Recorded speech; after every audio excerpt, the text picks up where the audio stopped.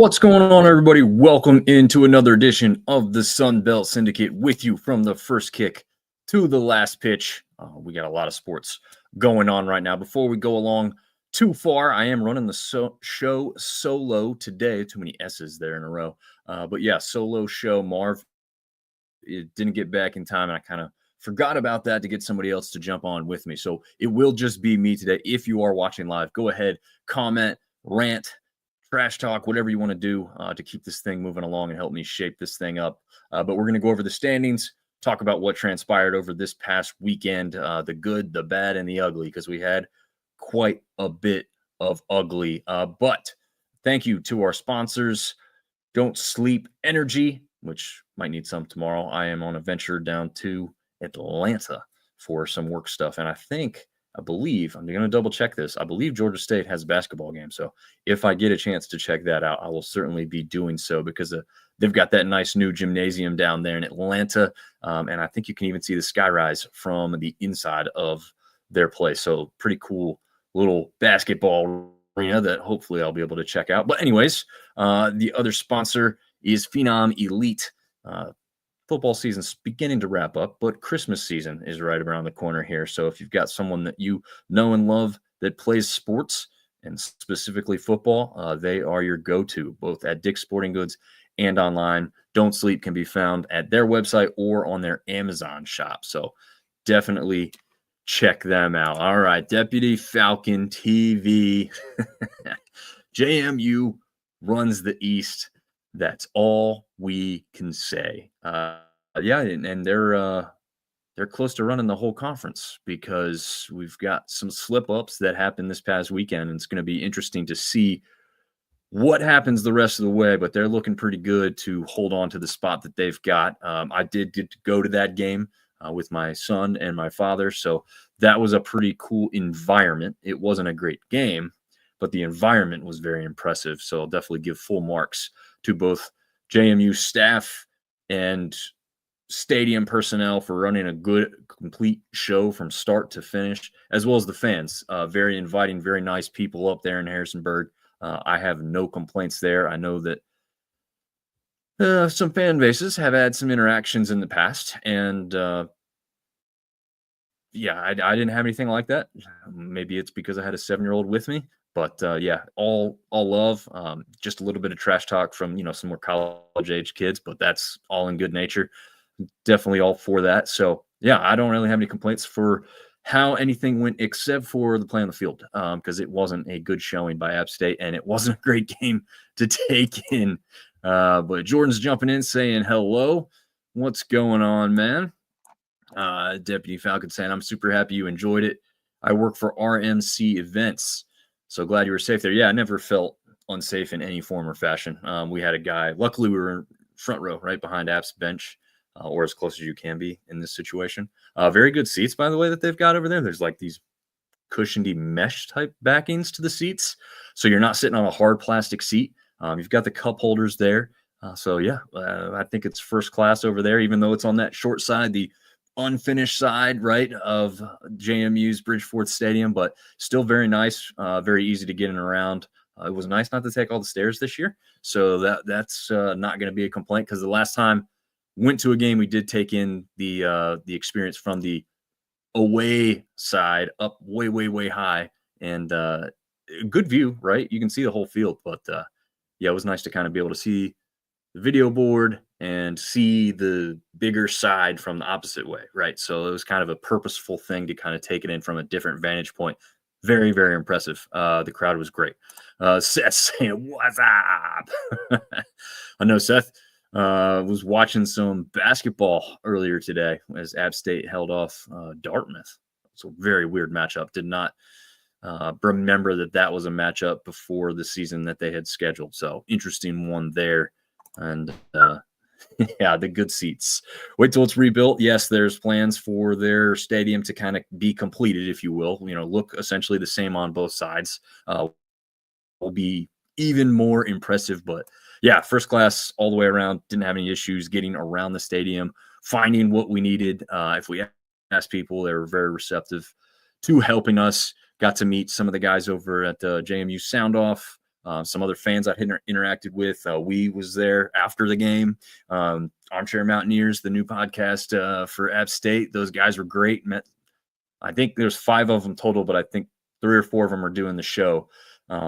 So really good people all the way around. I got to interact with a lot of fun aspects. I met some of the JMU To the House podcast, so that was cool. Hopefully we can kind of get something done. It looks like no matter what happens the rest of the way, they're going to be in a very good bowl game at the very least, and we know possibly a college football playoff. So with that said, let's go along and look at the standings, if we will, here. We had JMU win over App State, and we'll get into the details of some of these games, but they sit atop the East all by themselves, that perfect 7-0 record, the only undefeated team left in conference play, 9-1 overall. On the West side, we've got Southern Miss suffering their first defeat in conference play, so they are now 5-1, 7-3 overall. So we can see the vantage point from the teams just below them. Each have at least 2 losses. Actually, it's kind of a mirrored picture, if you will, on both the East and the West, 2, 3, and 4. You go, Coastal's 5-2, Arkansas State and Troy both 4-2, ODU 4-2, and then we've got Georgia Southern and Louisiana on that same plane there, both at 3-3 in conference play. As we know now, no one can claim the conference victory on the East over Coastal Carolina, or over James Madison. I'm sorry. Coastal Carolina was the only one who had a shot that would have been able to do so beforehand. But we know now that that won't be happening because of how it's transpired up to this point with what they had in the loss to Georgia Southern.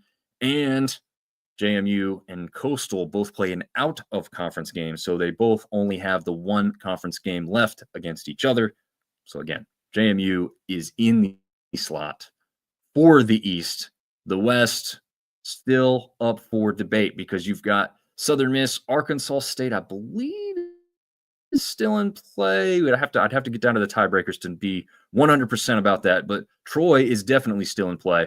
4-2 in the last week of the season.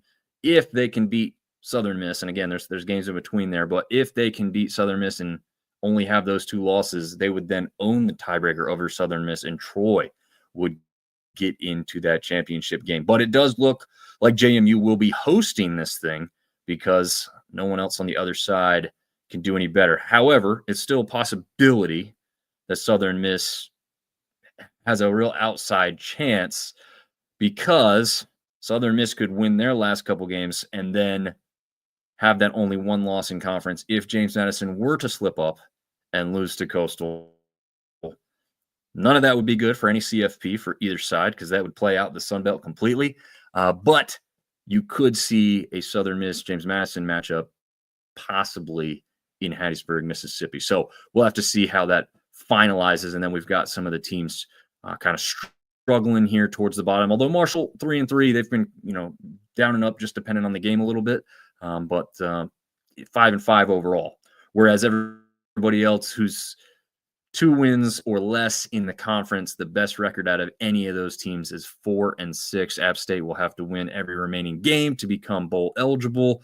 I think unlikely. We'll see how it plays out. Georgia State obviously was already out. ULM is going to be out after the loss this weekend. Texas State, I think they've still got a shot because they are 4-6 as well. So if they win their last 2 games, they could have a shot at a bowl game. And looks like South Alabama is out as well, sitting at just 3-7 overall. Warren saying Troy coming on strong. They absolutely are. So we'll have to see if they can keep it rolling and have a real chance, shot, and opportunity at the postseason, both in conference championship aspect and obviously in the bowl game. But that's already been assured because they are sitting at 6-4 overall. Okay, let's get into these games. We know Thursday night we had Troy matching up with ODU in Norfolk, Virginia, and it was not to be for the Trojans. That start of that game looked like it could have told you a different story, right? The kick return, essentially the returner did not see that guy coming in for the tackle, just obliterated. That was shared all over social media. So if you've missed that, definitely go check that out. It was quite the hit, but that was about all she wrote for Troy in that one's very, very weird way to start a game. Think you got all the pump and energy you could have and need going forward. And then you get not only beat, but you get completely shut out 33-0, the final score in that one. G Wills, BTA, for those that don't know the acronym there, belt to ass. And it was absolutely that in every form of the word. Boom Boom, very strongly worded here, fired Jared Parker. Team is completely imploded over the last two games. I would give some leeway here with the ODU aspect. I think ODU had some rough times of the season. This little kind of semi-bye week here to get into this Thursday game was always going to favor them because of what they can do offensively. And you just saw them really explode. You know, those couple losses really got underneath their skin, and they know that they were a better team than this. So it's a tough late season matchup for the Trojans. Yes, the aspect of getting completely shut out, that's hard to swallow. ODU scoring 33 points on you, that's not that bad. I mean, I think if you said anything otherwise, it would be a disrespect to what ODU is capable of on the football field. But yes, you think you can and need to score more points on your side of things to get it rolling back in the right direction. McKnight family saying, hi, what's up, guys? Thanks for checking in tonight. G. Will says, and how was the only highlight that was shown from that game? Yeah, the hit on the return was the only thing ESPN posted. My only guess on that, that was a great hot start as far as a highlight is concerned. They were hoping to have something real quick in some other form or fashion, and I guess ODU's 10 points in the first quarter and 20 points in the first half, they didn't find that. I don't know. I don't have any explanation for you there. Someone was paying attention early and then just didn't pay attention, which, let's say you can't fault them necessarily when it's like this. Unfortunately, probably not a lot of people continued to tune into this one. Boom Boom saying the first time Troy's been shut out since 2014. The first time a conference opponent has shut out Troy since 1983. Yeah, not something that happens often. And we almost saw it again on Saturday between App State and JMU, but they did break that thing late.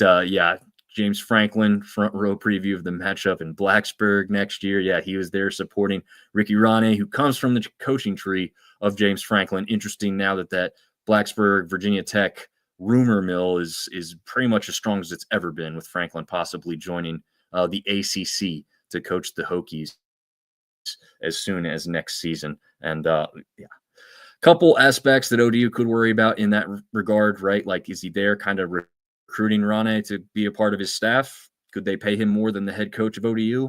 We've seen it happen, right? We've seen it happen before. Georgia State lost their head coach. South Alabama lost their head coach. Both became coordinators and made more money at the SEC level than what they were doing as a head coach in the Sun Belt, which is unfortunate, but certainly a possibility.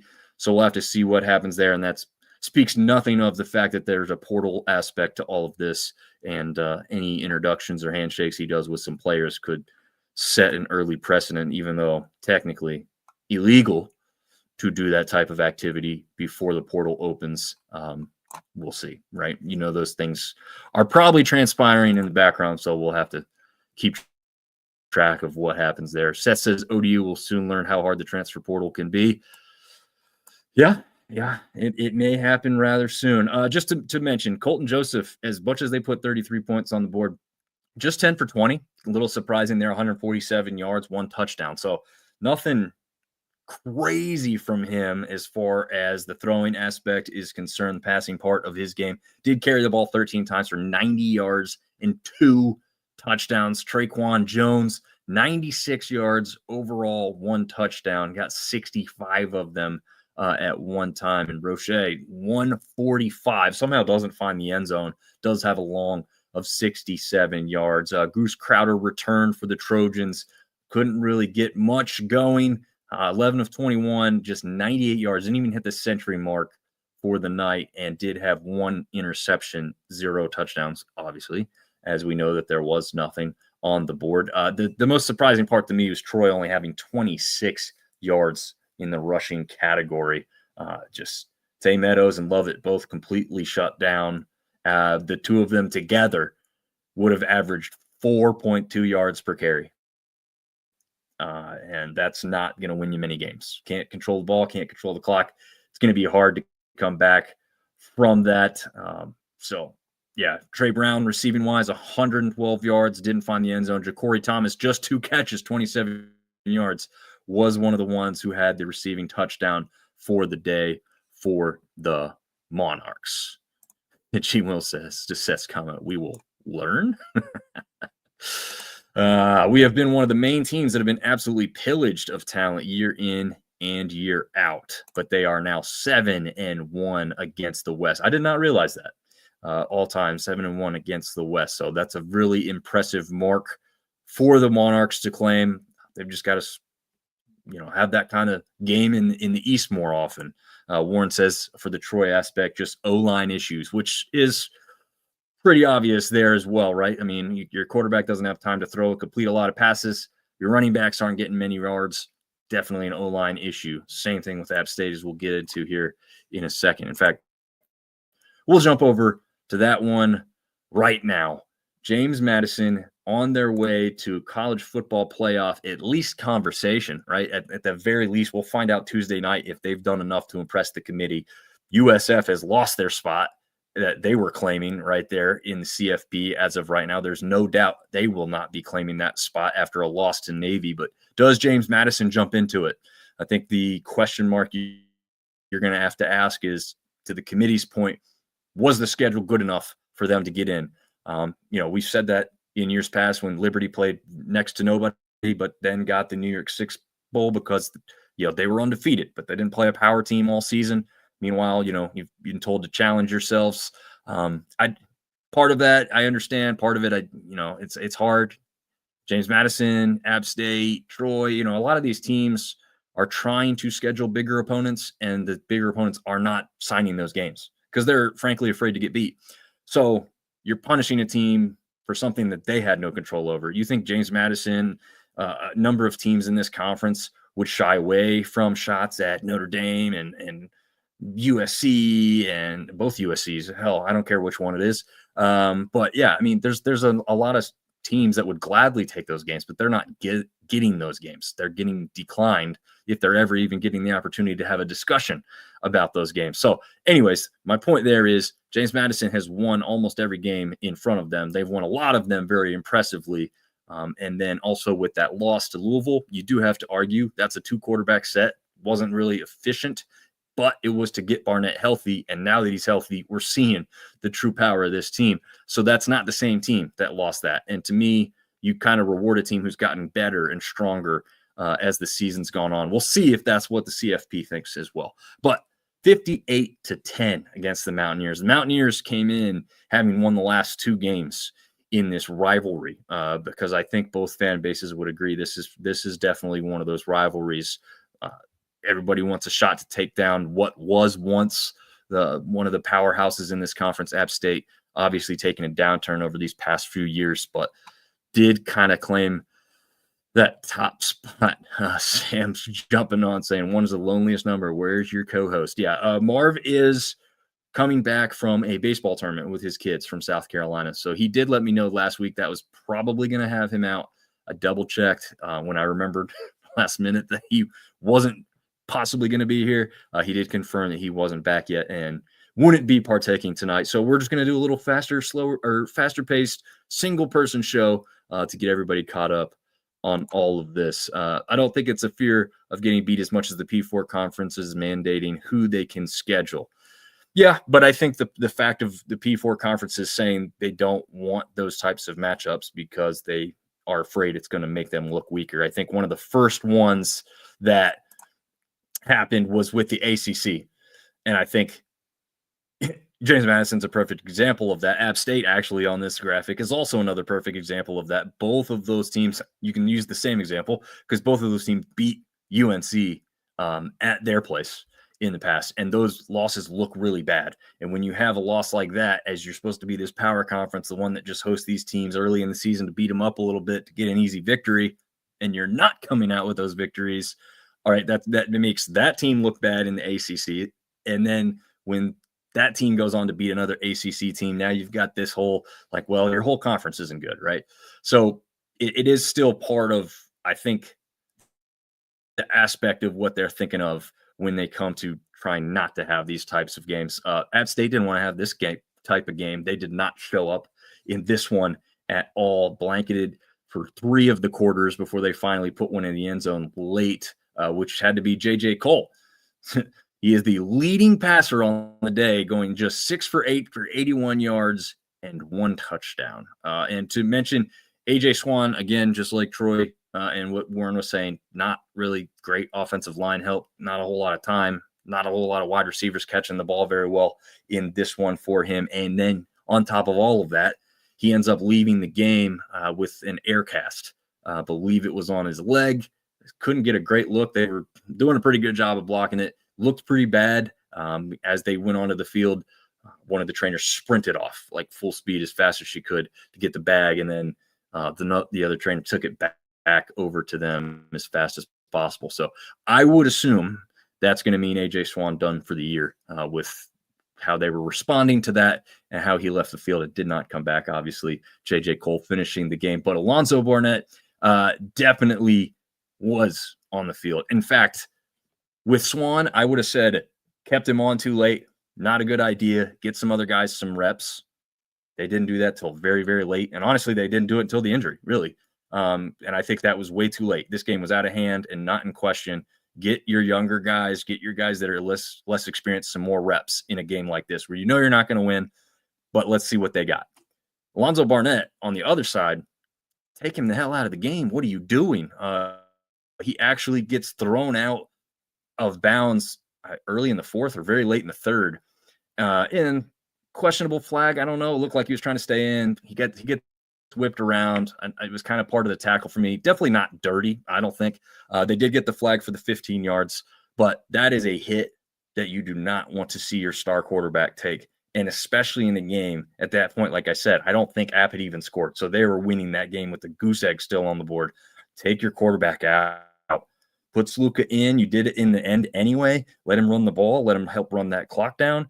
Do not get Barnett AB3 hurt. Don't do it. Not worth it. I don't care what you think it does for running up a score for CFP.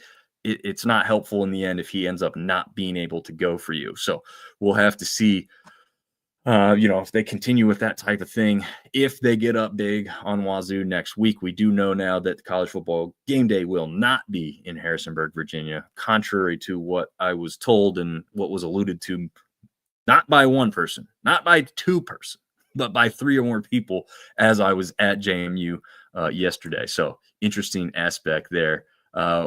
G. Wills wants to know what my thoughts on logins are 10 games in. They're not good. They're not good at all. But I don't know the man personally. I'm just hearing things that aren't great. So when you're hearing things that aren't great and you're seeing things that aren't great, it's hard to be impressed. When the hire was made, I was questioning, do we know enough to know that this could be the guy? All the NFL experience they talked about, yeah, sounds great. Doesn't look like it's working out. Does it work out next year when he gets, more of his guys and, he has a year under his belt with like the portal aspect and now he knows how much money he may be playing with? Maybe. I don't know. Maybe that helps in that NFL era of, salaries and paying these kids money, but it's not paying off in the short term, and it's hard to swallow and hard to watch, especially when you see the kind of performance that you just saw on Saturday in this one. Warren says Auburn and Alabama will not schedule Troy, but they will schedule other Sun Belt teams. Yeah, that's another aspect. It's like if you're close enough that they feel like something's going to happen, they won't give you a shot. Like the local teams, of course, like Wake Forest doesn't seem to want to schedule App either. NC State's dropped a game. Both ACC schools, but These were ones that were scheduled, right? That's the part about some of this is some of these are that are scheduled and then being dropped. Like you've already got the hard part out of the way. Now it's actually more difficult to like cancel that thing, pay money, and then sign with somebody else. But whatever, we move on. Sam commenting, we've already seen that with FSU and the CFP ranks. Loss of QB. Seriously, yeah, for JMU, exactly. I don't think they go very far with Sluka as their guy. We've kind of seen some of that. Just don't think he brings to the game and to the team what Barnett kid does.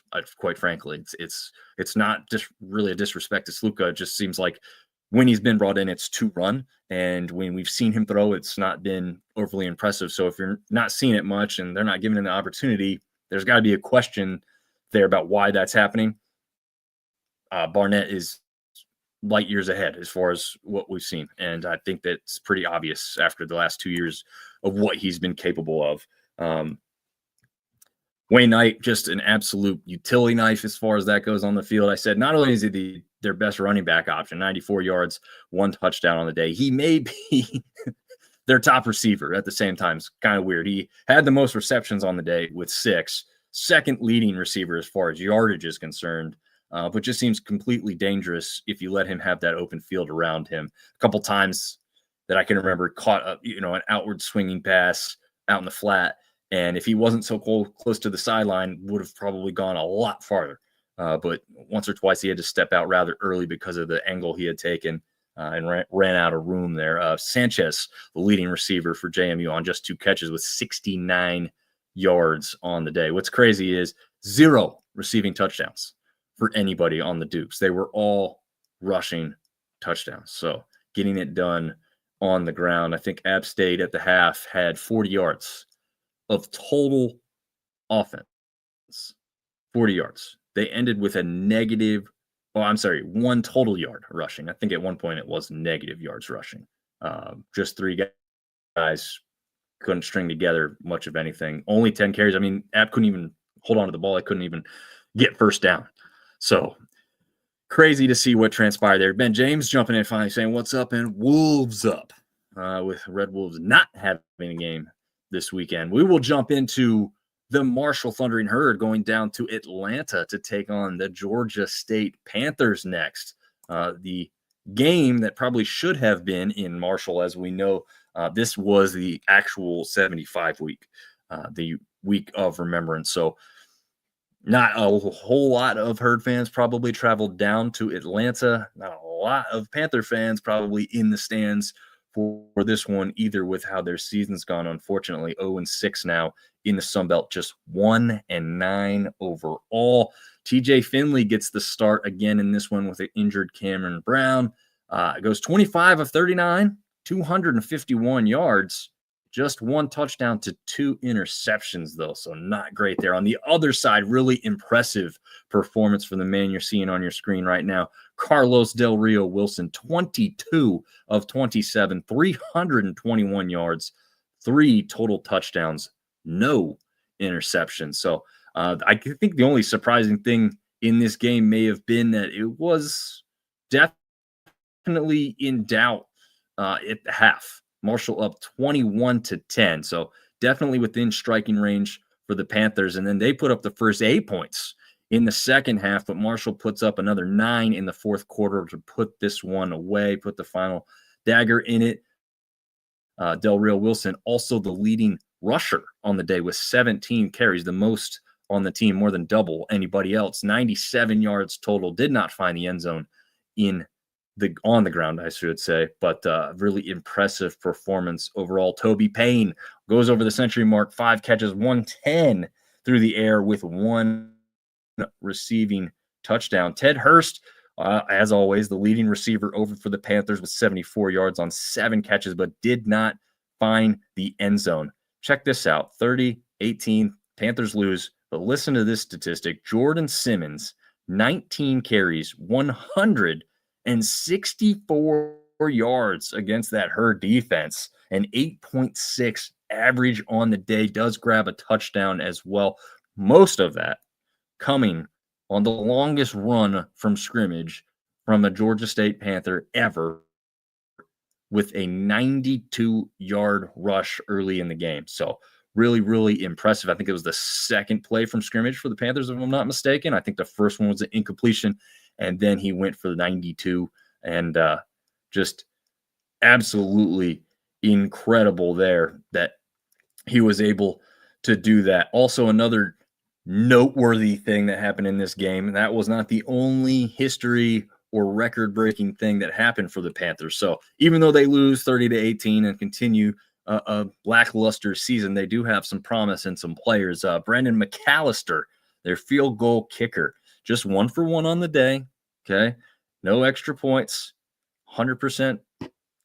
But that one that gave him that 100% accuracy came from 60 yards, ties the all-time record. That one's not setting an all-time record, but ties the all-time record for the Georgia State Panthers. So really impressive, even though it was kind of one of those games that they're probably still going to forget overall in the end there. And we know Marshall was on the road, but obviously remembering those lost in the 1970 plane crash, and a lot of those people were at the memorial. They will travel on the road to play App State next week, so we can see if they keep it rolling, and if App State can get off the schneid of losing all these games here.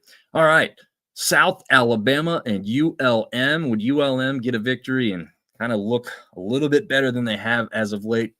No, they would not. South Alabama, the Jaguars, would win this one 26-14 behind 17 of 23, 162 yards from Bishop Davenport. Not any touchdowns, though. Went touchdownless in this one, as far as through the air, I should say.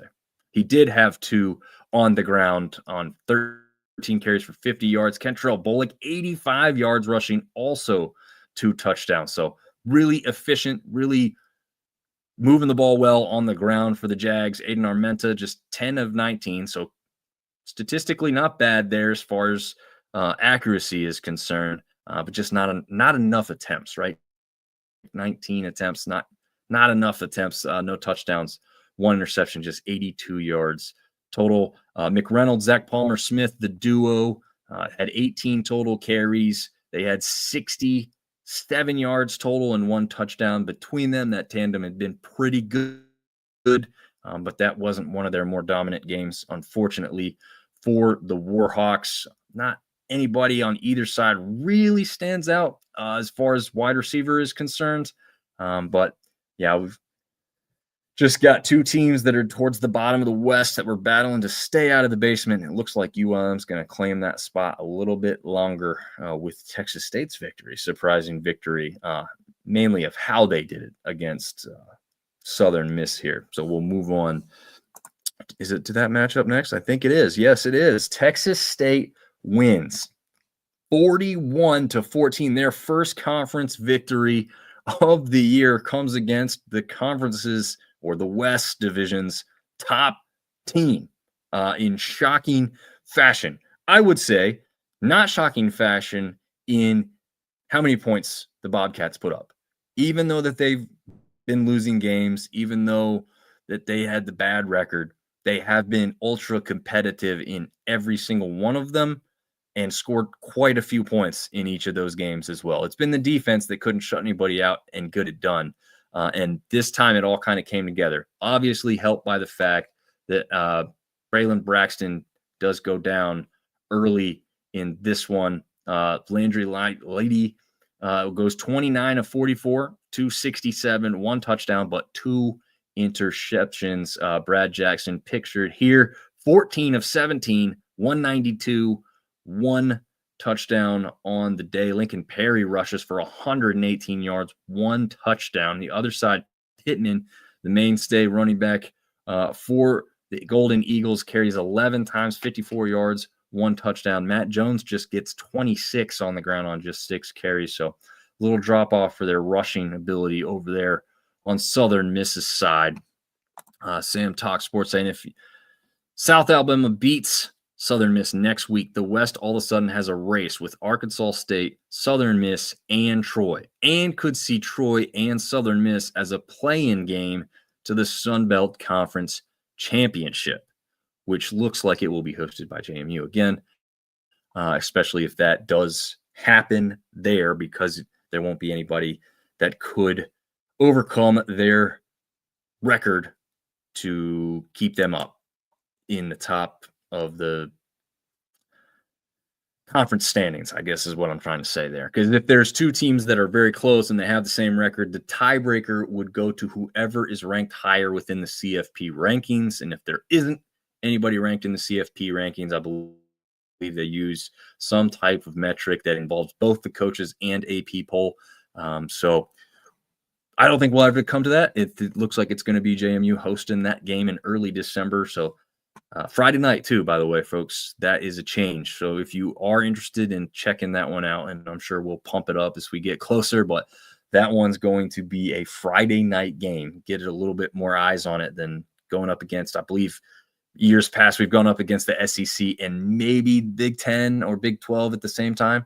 So it's been really tough to get a lot more eyes on the Sun Belt Conference Championship game. But going Friday night will certainly help in that regard. Elijah Metcalf, wide receiver for Southern Miss, 10 catches, 116 yards and a touchdown. On the other side, Chris Don Jr. had a couple great games last year where he got over the century mark, was one of their best wide receivers. Hasn't been as noticeable, I guess, this year. Bo Sparks has really caught on and been one of their best targets. He was shut down a little bit more in this game, but Chris Don Jr. stepped up, 5 receptions, 117 yards. So just one more yard than Metcalf there on the other side.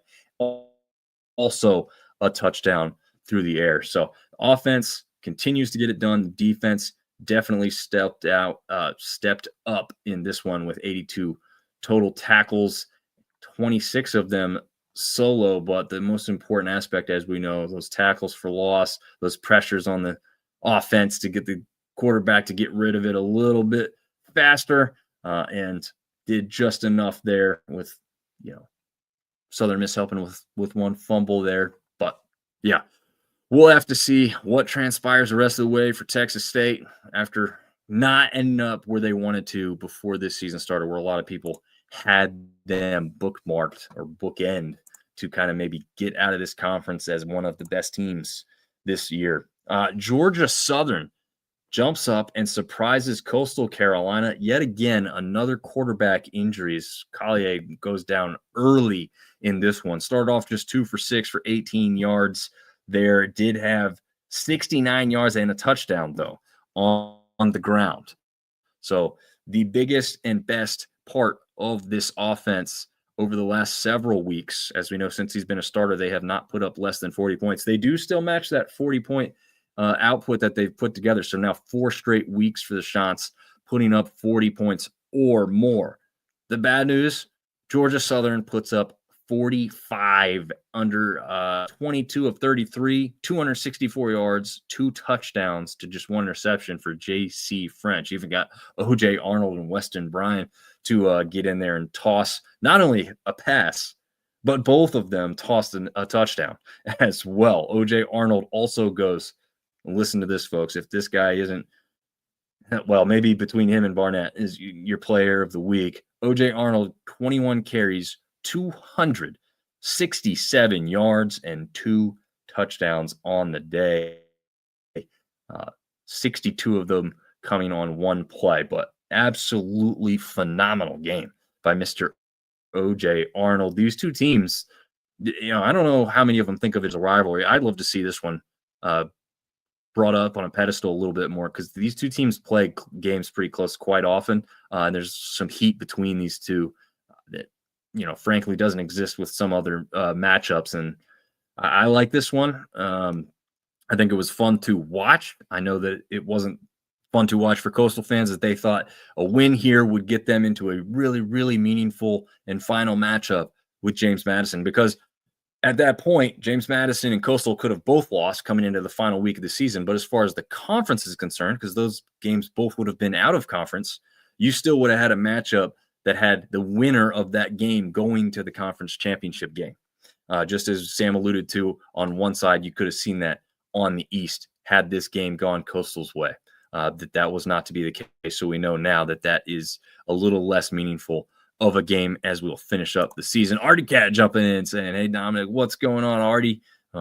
Marv is baseball ended up today or on his way back, so not on here with me. But Chad says Texas State just owned us yesterday. Hats off to them. Yeah, I jump up in surprise. We did talk about that. You cannot go into a game just because Texas State was sitting there with an 0-for conference record and just think you were going to walk over them. That we've watched this team to know that was not about to happen. Did we think that Texas State would win? I didn't necessarily think they'd win, but they, especially not the way that they did, but they definitely brought it, and we're ready to finally take one. Probably had enough of all the talk and the chatter behind closed doors, or not behind closed doors, as we know with social media these days. So probably hated hearing it and seeing it and were tired of it, and they went out there and did something about it. So we'll have to see if some other teams in this conference do the same thing moving forward. Jamison Tucker over here for Coastal Carolina, 4 receptions, just 4 receptions, an average of 26.8 per catch, though, because he has 107 total yards and a touchdown. Camden Brown, one of my favorite guys to watch, one of the best wide receivers in this conference. Yet again, another guy that I know will be playing on Sundays. 5 receptions, 133 yards, 3 touchdowns on the day. The hat trick is complete for Camden Brown, and really impressive performance on the offensive side of things for Georgia Southern Eagles in this one. They got the real live Eagle back too, which I don't care what you think about Georgia Southern's program or how much you dislike their football aspect, whatever, as far as just a sight to see and something that's really cool to have them have that live eagle flying around and make its entrance into the game and kind of be a part of the whole thing is just something that I'll never get tired of. It's like flyovers for games. It's literally a flyover as well, I guess. But yeah, that's an aspect of college football that I think is great when you've got these types of things to go on and do and have as part of your routine and get the fans involved. And yeah, it's just really cool to see that stuff continue tradition wise, and happy to see that they got a replacement finally and are moving forward with that tradition and everything else. We are going to try and do something really fun for you on Wednesday night. Again, I'll be out of town here for the next couple days, but hopefully that'll give me some time to put some of this together. But we plan to do a little bourbon show for you. And the guy that just made a comment here may be part of the plan, but Mr. Chad Dickens came on and did this with us with the Baseball Boys, or 3B, the baseball podcast, in years past, and now we'd like to bring that over to the football aspect. So look forward to some surprises and some fun Wednesday, probably kind of totally depart from our typical show and have a lot more fun with what we're going to do. We haven't got everything nailed down and decided yet, but we're working on that in the background to bring you something fun towards the end of football season. Because let's face it, we know some of our teams are out and down and not having a lot of fun. Hopefully this show can help everybody come together and have fun, whether you're the top team in the conference or the bottom. So we look forward to bringing you that Wednesday with myself and Mr. TJ Corman. As always, for those of you watching live, thanks for tuning in. For those of you listen later, we appreciate the downloads, and we will see you guys Wednesday. Thanks for tuning in.